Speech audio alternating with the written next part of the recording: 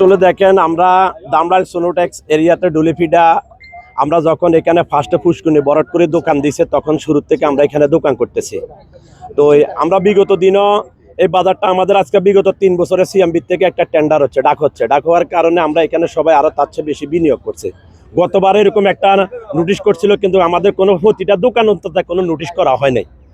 একটা সিডিআর থেকে বা টিউনির থেকে যদি কোনো একটা ডকুমেন্ট আসে, ওটা প্রতিটা দোকানদারের একটা নোটিশ করা প্রয়োজন যে আপনারা সরকারি স্থানের মধ্যে আপনারা দোকানদারি করতেছেন, এটা অবৈধ না বৈধ। আমাদেরকে একটা ডকুমেন্ট দিলে আমরা উচ্ছেদ করতাম। তবে আপনারা দেখেন একটা জিনিস, আমরা সবচেয়ে দুঃখের বিষয় হলো যে আমরা সবাই বাংলাদেশের নাগরিক, যে প্রতিশ্রুতি আমাদের এখানে বর্তমান এখন হঠাৎ করে একটা উচ্ছেদ করছে, এই নোটিশটা আমাদেরকে প্রত্যেকটা দোকানদারে দেওয়া হয়নি।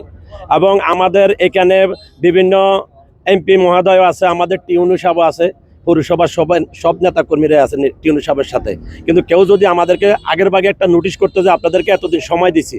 আমরা এক একটা দোকানদার 10 থেকে 15 লাখ টাকা ঋণ আছি, এক একটা দোকানে 20 থেকে 25 লক্ষ টাকার মাল আছে, কিন্তু আমরা ওই প্রতিবেক্ষার কারণে যখন দেখছি বছর বছর টাকা হচ্ছে আমরা ইনভেস্ট করছি। তো আজকে যে ঘটনাটা ঘটছে আপনারা দেখতেছেন, আমিও বাংলাদেশের মধ্যে একজন ফুটপাতের ব্যবসায়ী দীর্ঘদিন করে আসছি 2006 সাল থেকে, কিন্তু এরকম উচ্ছেদ আমি আর কখনো দেখি নাই। বিনা নোটিশে আসি আমাদের দোকানগুলো যেভাবে আপনারা দেখতেছেন হামলা করছে। 2 নম্বর হলো দেখছেন আমাদের পাশে একটা কোরআন শরীফের দোকান আছে, ওই দোকানটা পর্যন্ত আমাদেরকে মাল সরানোর মতো কোনো সুযোগ সুবিধা দেয়নি।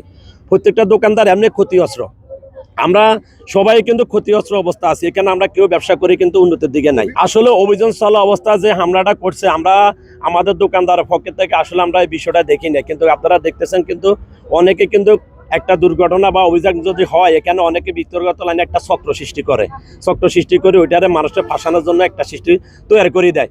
এমন কিছু ঘটছে, আপনারা ফুটেজ দেখতে পারবেন, ভিডিও ফুটেজ দেখবেন যে আমাদের ভিতরে যারা এখানে ঘটনাটা করছে হয়তো আমাদের বাইরের লোক হইতে পারে, কিন্তু আমাদের বাজারের ব্যবসাদের ভিতরে এরকম ঘটনা কেউ করে না। করলে ফার্স্টে যখন বাইরের লোকটা হামলা করে হয়তো এরা সুযোগ অবলম্বন করছে আমাদের ব্যবসাদাররা যেন আমরা এখানে ব্যবসা প্রতিষ্ঠান না করতে পারি। কিন্তু আমাদের এখানে যারা ব্যবসার দোকানদারি করতেছে, সকালে আপনারা দেখছেন ফার্স্ট অভিযান যখন দেখছে আমাদের কোনো দোকানদার এখানে সামনে দাঁড়ায় নেই, কিন্তু হঠাৎ অবস্থা অভিযানের মাধ্যমস্থলে এটা বাইরের লোক সুযোগ সুবিধা নিয়ে আমাদেরকে ফাঁসানোর জন্য এটা একটা প্রক্রিয়া করছে এরা। কিন্তু আমরা এটা যারা এই ঘটনাটা করছে আমরা তীব্র নিন্দা জানাচ্ছি যে আমাদের ব্যবসাদারের যেন ক্ষতি না হয়। আমরা বাংলাদেশের মাননীয় প্রধানমন্ত্রীর কাছে আবেদন করতেছি, আমাদের এমপি সাহেবের কাছে আবেদন করতেছি। আমিও বাংলাদেশ একজন নাগরিক হিসাবে আসলে আমরা এই দোকানগুলি প্রতি বছরে আমাদের পৌরসভার থেকে ডাক হয়, 3টা বছরে ডাক হইতেছে। আগে ডাক হয়েছে কিনা জানেন, আমি 4 বছর ব্যবসা করি। এই 3 বছরে আমাদেরকে একটা নোটিশ দেখানো হয়েছে যে এটা সরকারি খান্ত 35 লক্ষ টাকা গেছে এবং এটা টেন্ডার ডাক হয়েছে। ডাক হওয়ার কারণে আমাদেরকে সুযোগ সুবিধা দিচ্ছে, আমরা এখানে ব্যবসা করতেছি। হ্যাঁ, আমরা জানি এটা সরকারি জায়গা, কিন্তু আমরা সরকারি জায়গায় আরো বিভিন্ন জায়গায় ব্যবসা করি।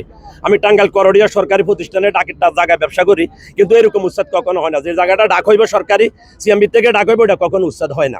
আমরা তো জানি, কিন্তু এটা সরকারি প্রতিষ্ঠান বা সিএম, হ্যাঁ রোড হাইওয়ে সিএমবি জায়গা, কিন্তু দেখা গেছে যে এখন যদি নাই হয় তাহলে পৌরসভা থেকে টিউনু সাহেব কেন জায়গাটা ডাক দেওয়া হইলো?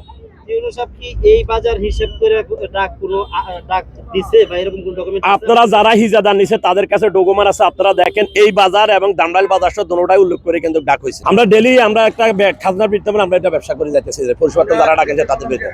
আসলে দেখেন, আমি তো কালকের থেকে অসুস্থ, আমি ওই সাইডে ছিলাম, তারপরে আপনাদের কথা শোনার পরে আমি এখানে নিজে দৌড় মারি আসছি। ঠিক আছে, আসি দেখতেছি যে কিছু সংখ্যার লোকজন যারা আছে অনেকের আমরা চিনিও না, হয়তো 2-4টা আমাদের ব্যবসাদার ছিল, কিলা হইয়াল্লা হয়েছে, সবাই শুনি আসছে, কিন্তু এখানে ঘটনাস্থলে আমাদের ব্যবসাদারা ঘটনা ঘটাইছে কিনা জিনিসটা আমরা আসলে চিন্তা ভাবনা করে পারতেছি না। আমাদের তো রেগুলার আমাদের একটা উচ্ছেদ অভিযান থাকে, মাঝে মাঝে বছরে একবার করে হলেও আমাদের একটা প্রোগ্রাম থাকে যে আমাদের সড়কের যে জায়গা আছে সরকারি সম্পত্তি, সেখানে অবৈধ স্থাপনা উচ্ছেদের কারণে বিভিন্ন অবৈধ স্থাপনা থাকার কারণে দেখা যায় যে যানজটের সৃষ্টি হয়, ফুটপাতে মানুষজন হাঁটতে পারে না, বিঘ্নিত হয় জনযাত্রা। তো সেক্ষেত্রে আমরা উচ্ছেদ অভিযান করে থাকি মাঝে মাঝে। তারপরে আমাদের এমপি স্যার বলছে যে আমাদের এখানে যাতে গাড়ি দাঁড়াইতে পারে, এখানে জনগণ যাতে খুব শৃঙ্খলিতভাবে ফুটপাত দিয়ে চলাফেরা করতে পারে নিরাপত্তার সাথে। স্যার বলছে যে এগুলো একটু উচ্ছেদ করা যায় কিনা। সেই ধারাবাহিকতায় আমরা নির্বাহী ম্যাজিস্ট্রেটের সহযোগিতায় সকাল থেকে উচ্ছেদ কার্যক্রম পরিচালনা করছিলাম। তো এই মাঝপথেই কিছু বিক্ষিপ্ত লোক, এখানকার দোকানদার, তারা আমাদের লোকের উপর অতর্কিত হামলা করে তারা আহত করেছে।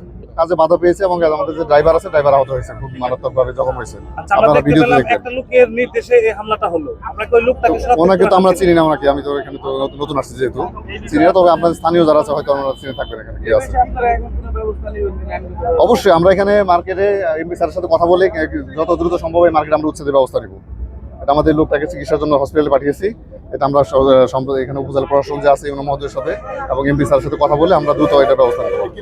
আমাদের সড়ক বিভাগ কর্তৃক আমাদের যে রেগুলার উচ্ছেদ অভিযান তারা পরিচালনা করে থাকেন, তো তারই ধারাবাহিকতায় ওরা আজকে আমাদের এই ধামরাই ধুলিভিটা এলাকায় আমরা শান্তিপূর্ণভাবে আমরা উচ্ছেদ অভিযান পরিচালনা করছিলাম। প্রায় 1.5 ঘন্টা ব্যাপী আমাদের উচ্ছেদ অভিযান পরিচালনা করার পর হঠাৎ একটু দুষ্কৃতিকারী মনে হয়েছে। তারা আমাদের যে এখানে যিনি চালাচ্ছিলেন এক্সকেভেটরটি, তার কিছু ঢেলের আঘাতে একটু আহত হয়েছে। যেহেতু এই এই অত্র এলাকাতে এই ঘটনাটি ঘটেছে, তো আমরা খতিয়ে দেখবো যে এর পেছনে কারা আছে এবং কারো ইন্ধনে যদি হয়ে থাকে আমরা তাকে খুঁজে বের করে আইনের আওতায় এনে এবং প্রয়োজন হলে আমরা তার বিরুদ্ধে রেগুলার মামলাতেও যাবো।